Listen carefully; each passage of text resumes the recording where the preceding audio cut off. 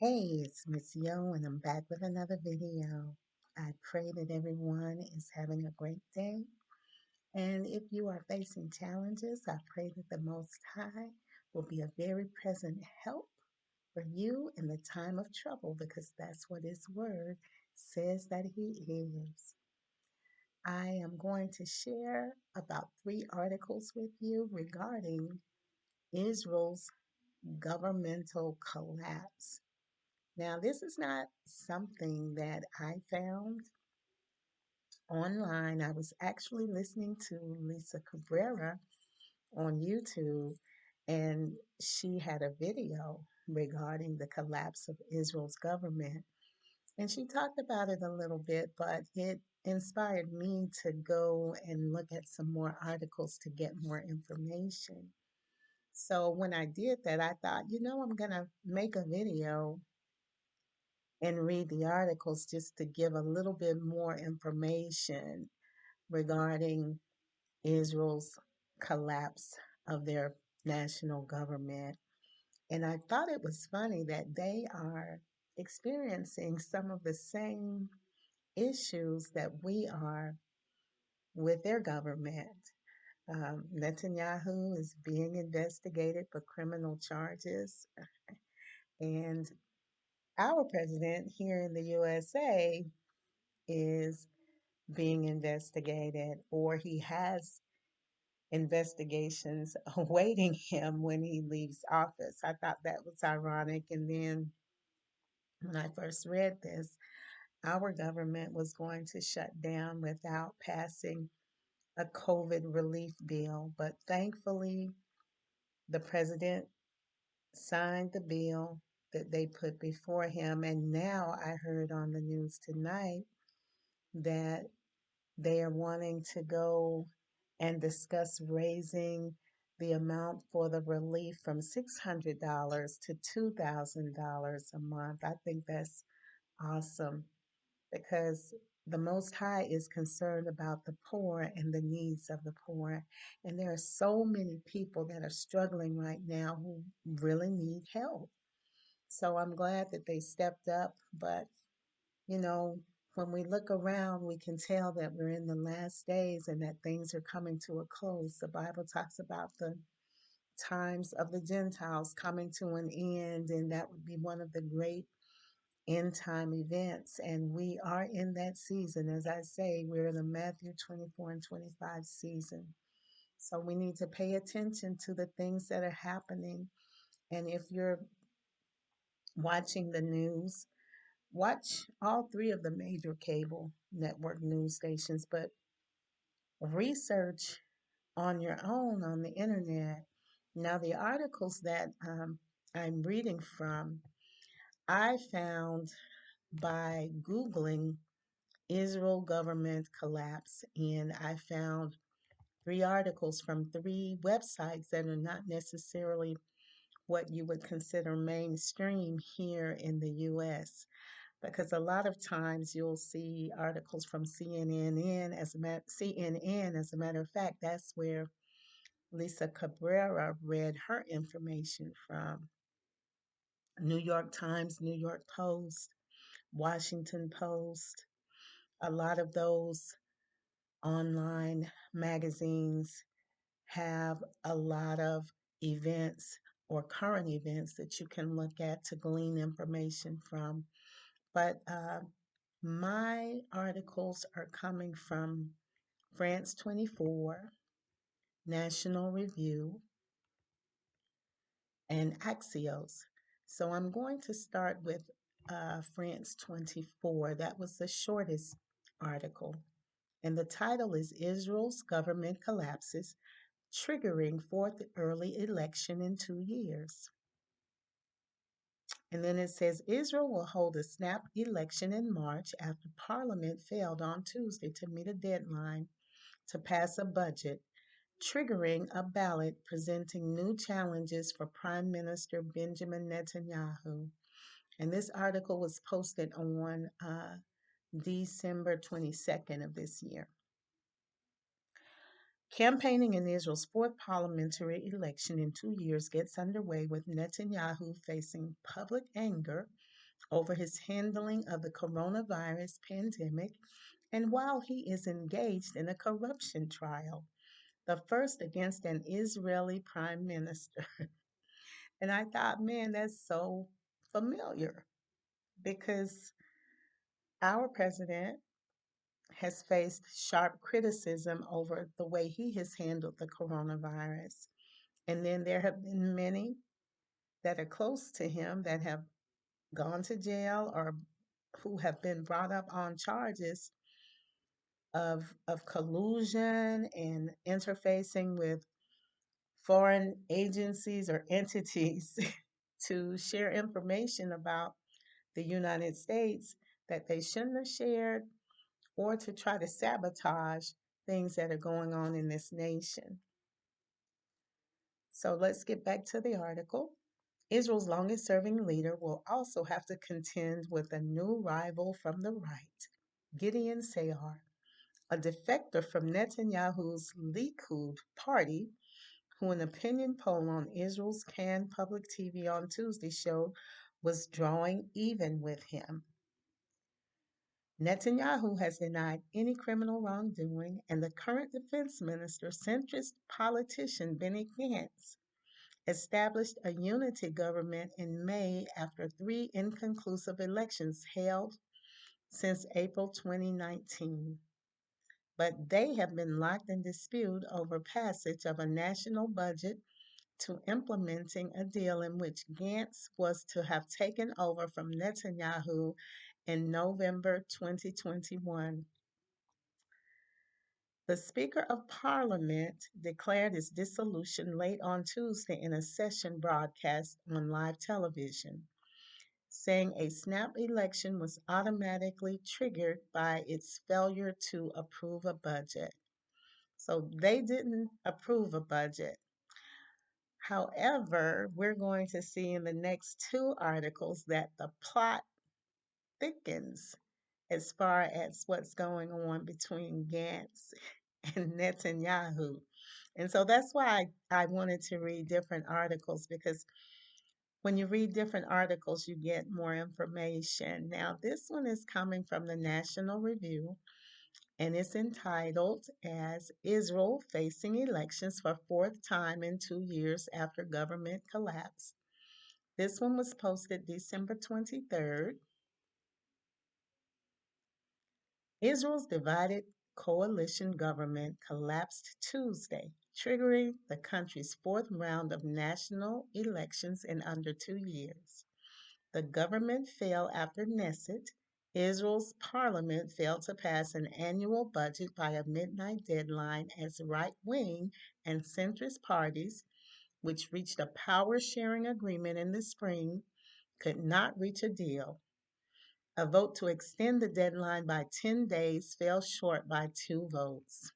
And that's a shame because the people are the ones that suffer when they don't come to an agreement on these budgets. They're citizens. Prime Minister Benjamin Netanyahu will face an unprecedented right wing challenge to his record long rule in the March 23rd election after major defections from the Likud party.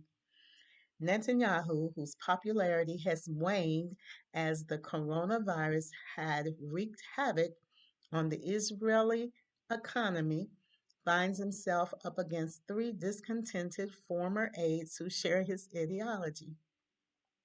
The trio is led by Gideon Sayar, a former Likud education minister who resigned from the Knesset to start the New Hope party to challenge Netanyahu. So he's got a little bit of competition there. Polls show the new party would pull a significant number of parliamentary seats from Likud as even right wing voters grow frustrated with Netanyahu. Also facing a struggle in the elections is the Blue and White Party, Israel's center left bloc, after its leader, Defense Minister Benny Gantz, formed an alliance with Netanyahu in May, disappointing his base and leaving the bloc without a leader. So there was a defection there. And it seems like there's some infighting, sort of like what's going on here with the Republican Party. The pair said they were working beyond their rivalry to establish an emergency government to steer the country through the concurrent crises brought by the pandemic. The deal made Gantz alternate prime minister and scheduled him to swap places with Netanyahu next November. Now, if you're an alternate, how do you swap places? Like, I don't understand that. Okay, let's continue. But after 7 months of their tumultuous partnership, polls show Gantz may not receive enough votes to enter the next Knesset. I guess that's why he was trying to make a deal. Like Monty Hall, let's make a deal. Netanyahu's corruption trial has put a strain on the partnership as Gantz has accused the prime minister of attempting to weaken their deal so he can remain in office throughout his trial. Oh, but let's make a deal. Who is that guy?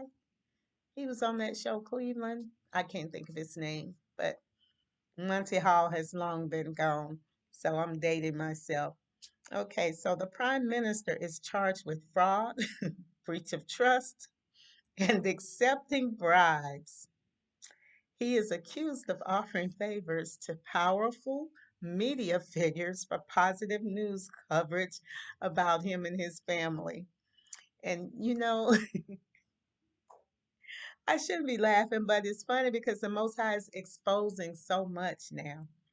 And so I'm excited because these corrupt kingdoms are being judged by the Most High. So I'm happy, but I still pray for our protection because some people might have the mentality, hey, if I'm going down, I'm taking everybody with me. Now, a criminal defendant with three indictments is dragging the country to a fourth round of elections, Blue and White said Tuesday night.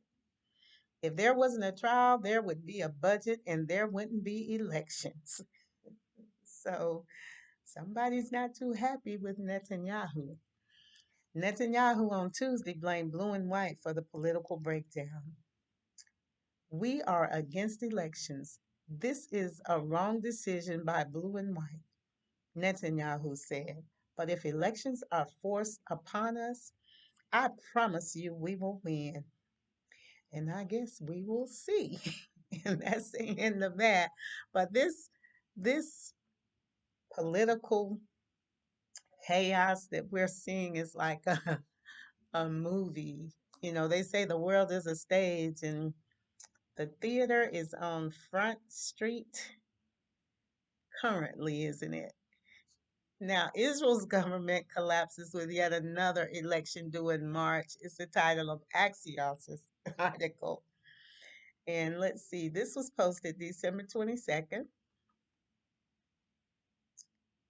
And it goes Israel's power sharing government collapsed on Tuesday, only 7 months after it was formed, putting Israel on course for its fourth elections in 2 years. Why it matters. The government was formed by two rivals, Prime Minister Benjamin Netanyahu and Minister of Defense Benny Gantz, to end the political stalemate. But it was totally dysfunctional. Its collapse means Gantz will not rotate in as prime minister next November, as the two had agreed in their coalition deal behind the scenes. With a deadline to pass a budget looming, Netanyahu and Gantz held secret negotiations over the past 2 weeks in an attempt to reach a deal. Now, something about that doesn't sound right to me. And so I think that's why it's blowing up because it wasn't right. Gantz insisted that Netanyahu must agree to pass a budget for 2021 and legally lock in the rotation deal. In return, Netanyahu demanded that Gantz strip many powers from Justice Minister Avi Nissenkorn, a member of Gantz's party who turned into a bitter foe of Netanyahu's. Wow, they just wheeling and dealing. Under the proposed deal, Netanyahu, who is on trial for corruption, would have significant influence over the appointments of the Attorney General, state prosecutor, and Supreme Court judges. All of these roles are very relevant to his legal situation. Sounds like when Trump was trying to stack the federal courts with judges that he liked, and that didn't work out very well for him, did it? How it happened. Gantz was prepared to accept many of Netanyahu's demands, but he faced a rebellion in his party once the proposal was exposed in the press. Nissenkorn even threatened to split the party if Gantz took the deal. Wow. The proposal also infuriated Gantz's political base. He faced mass protests outside of his home and abuse on social media while they went to his house. Those protests were further inflamed when it was revealed that the man negotiating on Gantz's behalf was Haim Ramon, a former, excuse me, a former government minister with a sexual misconduct conviction and a reputation as a vocal Netanyahu defender. Not an accusation, but a conviction. Okay, under pressure. Gantz backed away from the deal and denied that he was ever going to allow Netanyahu to have any influence on the legal system. Wow, I think this is the best article right here. Yes, but until Monday night, he was still trying to pass a law that will buy more time for negotiations with Netanyahu. Now, see, I couldn't be a real newscaster because I'd be laughing online, on TV, because this is too funny to me. It's like it's just blowing up in their faces. Okay. When that law came up for a vote, several members of Gantz's party joined the opposition in voting against the bill and in favor of early elections. On Tuesday night at midnight local time, it was 5 p.m. Eastern time here in the US, the budget deadline passed and the Knesset was dissolved. The big picture. The government collapse comes amid a dramatic deterioration in Gantz's political standing and a decline in Netanyahu's favorability. It also follows the establishment of a new right wing party headed by a Netanyahu critic, Gideon Sayar, which could change Israel's political map. What's next? The elections will take place on March 23rd. The latest polls show Gantz's party barely above the electoral threshold with 5 seats. If that trend continues, Gantz might drop out of the race. Netanyahu will try to regain public support by focusing his campaign on the COVID-19 vaccine, Israel's recent normalization agreements with the Arab world, and his opposition to any new deal with Iran. Sayar is the political star of the moment. He will try to establish himself as the only alternative to Netanyahu in hopes of rallying a broad swath of voters who want to see Netanyahu removed from office. And so there are some other links at the end of this article.